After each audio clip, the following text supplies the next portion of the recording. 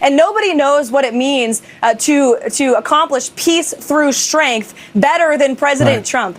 He is the one who came up with that motto and that foreign policy doctrine, and he successfully implemented it in his first term. And this is one of many steps he is taking to successfully implement peace in his second term. Donald Trump launched his illegal and unconstitutional strike on Iran based on a lie. And now that that is backfiring, Trump is losing it. Not just in misspelled, insane Truth Social posts where he's calling for escalation in this conflict, but by sending out the liars of his administration to try to clean up his mess. And of course, the worst of them all is Carolyn Leavitt. But the big problem for her is that she's not that great at lying. And we saw that as she completely melted down on several different shows this morning. We're going to get into it all and how her lies backfired. But before we do, I want to start with one of the most important, truthful claims about the crime that was Donald Trump's strike on Iran. And that starts with Senator Adam Schiff right here. The failure to brief Democratic lawmakers, the making this just another partisan exercise by the administration when it comes to something as serious as the decision to potentially engage in warfare with another nation, it means that you're not going to have the whole country bought into this, which is a real problem. If everything goes well, then maybe it works out fine in the sense of not being an issue that tears apart the American people. But if things don't go well, if Iran retaliates, if we get in a escalating war with Iran, and you don't have the country bought in because the president didn't seek the approval of Congress, because he didn't make the case to the American people, because he didn't even inform one of the parties in Congress, that's when you have a real problem engaging in warfare on a partisan basis. So a lot of risks here for the country, which, is the reason why you come to Congress in the first place. It's the reason why our Constitution says Congress has the power to declare war, not the president. Now, while Carolyn Leavitt told a lot of lies this morning, and the biggest lie, which we will get to, was about whether or not this strike was a success, it is important that Republicans are now trying to claim that everyone was briefed on this conflict. That's what we're hearing from the White House, that although members of Congress weren't in session last week, somehow Donald Trump and his administration took the time to gather all of them and share all the necessary intel. It's just not true, and it's why it's so important that we call it out right now, before they can try to bend the narrative, as Carolyn Leavitt's clearly trying to do here. We did make bipartisan calls. Thomas Massie and the Democrats, he should be a Democrat because he's more aligned with them than with the Republican Party, we're given notice. The White House made calls to congressional leadership. They were bipartisan calls. In fact, Hakeem Jeffries couldn't be reached. We tried him before the strike, and he didn't pick up the phone, but he was briefed after, as well as Chuck Schumer was briefed prior to the strike. So this notion that CNN ran with at the White House did not give a heads up to Democrats is just completely false. In fact, both Senator Schumer's office and CNN had to retract that story last night because it was a blatant lie, and we showed them the timestamps from those phone calls. But I want to add something to Thomas Massie's false points. The White House was not obligated to call anyone because the president was acting within his legal authority under Article 2 of the Constitution as Commander-in-Chief of the President of the United States. We gave these calls as a courtesy, and the Democrats are lying about this because they can't talk about the truth of the success of that operation and the success of our United States military and the success of this president and this administration in doing something that past administrations, Democrats too, have only dreamed about. Members of Congress were not briefed. That is just a blatant lie. This isn't spin from Democrats. It's simply the truth. The members of the Senate Intelligence Committee not only said that they weren't briefed, that they didn't have the most up-to-date intelligence, but the last intelligence briefing they did receive suggested that what Donald Trump was carrying out with his illegal strike on Iran was completely unnecessary. And that came from Tulsi Gabbard. Again, this isn't even really a question of what the intelligence says, because Donald Trump is publicly contradicting Tulsi Gabbard, saying he doesn't care what intelligence he has. He will go forward and take whatever action he wants. That is Donald Trump's doctrine. It is do whatever Donald Trump wants, although Carolyn Leavitt is trying to push a different idea about why this strike was carried out. It was such nonsense. And then we are going to get into the lie that she was caught. And nobody knows what it means to accomplish peace through strength better than President Trump. He is the one who came up with that motto and that foreign policy doctrine, and he successfully implemented it in his first term. And this is one of many steps he is taking to successfully implement peace in his second term. First of all, Donald Trump didn't create peace through strength. And this isn't strength.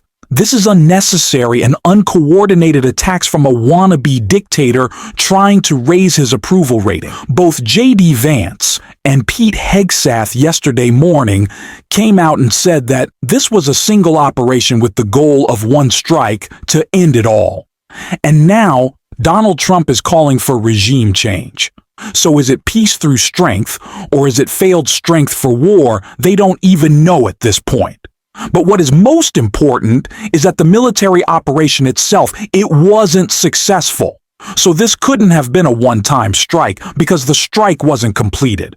Although Carolyn Leavitt is trying to push a different narrative. We are confident, yes, that Iran's nuclear sites were completely and totally obliterated, as the president said in his address to the nation on Saturday night. And we have a high degree of confidence that where those strikes took place is where Iran's enriched uranium was stored. The president wouldn't have launched the strikes if we weren't confident in that. So this operation was a resounding success, and administration officials agree with that, as well as Israel. So we saw that host push back against Carolyn Lev, asking, well, we're getting conflicting reports here, but what's actually true was this site completely obliterated, or was there just significant damage done? And the line that's coming out of the White House, even though Donald Trump is kind of shaky on it, is it that it was a complete obliteration, but that's just not true. As we see from the most updated New York Times reporting this, New York Times report details Iran's Fordo site said to look severely damaged but not destroyed. Initial military assessments of the Prairie nuclear site contrast with the statement on the strike that were made by President Trump. The mission was not, in fact, the success that Donald Trump claims it to be. It is the reason he is freaking out so much. It is the reason he is sending his stooges out to lie. It is probably the reason why Donald Trump is calling for an escalation in this conflict, because he wasn't successful with his initial strike. So if he wants to pretend that he's some military genius, that he's being strong, he has to continue moving forward. Donald Trump has wrapped up his emotions and every decision made throughout his entire presidency, and it will only continue to put us in more and more danger. Donald Trump wasn't being strong. Donald Trump was just following whatever was going to make him happy in any given moment, even though Carolyn Leavitt tried to put a different spin on it. The president is pleased, the country is pleased, and frankly, Brian, the whole world should be pleased with the courageous action that President Trump and our United States military took on Saturday night. I want to thank, and the president wants to thank, the brave pilots who flew nearly 40 hours and more than 7,000 miles from the middle of America to the Middle East to conduct this highly successful and complex precision strikes on Iran's nuclear facilities. This is an operation that presidents of the past have dreamed about, but no president had the guts to actually do it. But President Trump did, to take away this imminent threat, not just to the state of Israel, but to the United States and the rest of the world. So the country is a safer place today because of the president's bold action, and he has prevented a nuclear conflict. He has prevented a rogue radical regime from obtaining a nuclear bomb and threatening our people. Yesterday, we heard J.D. Vance say that we haven't been successful successful in military conflicts before because we had dumb presidents. And now Carolyn Leavitt is saying that Donald Trump is the only president with guts. He has a gut. But what guts are you talking about? What strong and brave and selfless decision has Donald Trump made? I can't think of one. This is just about boosting his approval rating, which in fact the opposite is happening right now with Republicans turning on him. And it's clear why he's broken the law and gone against the will of what Americans want. It's why it's a congressional authority to declare war, because this should be a direct representation of what the people want, and the people do not want this. And Congressman Adam Smith detailed that all in a clip right here. Washington Congressman Adam Smith, he is the ranking Democrat on the House Armed Services Committee. Congressman, why wouldn't the president have come to Congress before launching these strikes? Well, there's multiple layers here. I mean, I think the most important thing is what your previous panel discussed, that we've now just, stepped into a war with Iran. The president seems to think that he can do this and Iran just won't respond. That's not going to happen. We are now in a conflict with Iran with all the unpredictability and danger that comes with that. And we don't even know for sure exactly what was destroyed in those strikes. So the policy going forward is really important. As for the notification process, it's incredibly disturbing that the president would take a partisan approach to this. That is unprecedented. Now, presidents have at various times weaseled their way around the Constitution and the War Powers Resolution in a bunch of different ways. But clearly, the Constitution and the law says that Trump should have notified Congress before doing this. He did not have authorization for this. There's no credible argument for self-defense. There's no authorization for the use of military force. This is a violation of the law. It's not unprecedented. What is unprecedented is for the partisan approach that the president took on this. Mm-hmm. And I should say that you did advise earlier this week against striking Iran. Are you aware, sir, of any new intelligence that may have pushed the White House into action right now? No, I don't think there's any new intelligence. I think the president received an enormous amount of pressure from Prime Minister Netanyahu in Israel. And also, I think the president felt that Israel was winning. And he wanted to get in on that, and he wanted to be part of this successful strategy. You remember when this started, President Trump, by all reports, had asked Israel not to launch the attack that they launched on Iran. He didn't want to go there, and then he wound up there. It sounds to me like he got sort of dragged into this by what happens a lot of times. Yes, we have civilian control of the military, but the military will come and tell the civilian control, if we just did this, we can win, this will work, there won't be any problems. And we've gotten in a lot of trouble taking that advice in a whole number of different places. And I'm pretty confident the president just got us in a lot of trouble in Iran. So to that extent, what are your concerns, let's say, about threats to U.S. personnel and interests in the region? I think those threats are coming. I mean, Iran is going to respond. We have bases throughout Bahrain, Qatar, UAE, Iraq, Syria. We have some force protection methods. They're not foolproof. Iran will attack, and then the question is, then what do we do? How do we respond to that attack? The president has said we would respond forcefully.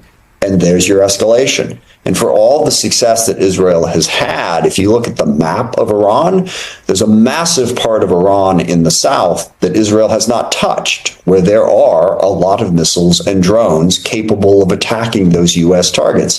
There's no effort to degrade that capability right now. So Iran is still a capable power, and we don't know. And it's so troubling to have the president come out and say, we obliterated their nuclear program, all good, we're done. That is not what happened. All right, we don't know. We don't know how much of it destroyed, but it's reasonable to assume, as one of your previous guests said, that in the last week or two, Iran has been moving stuff around. They certainly saw what was coming. So I guess we can hope at this point that this forces Iran to the negotiating table.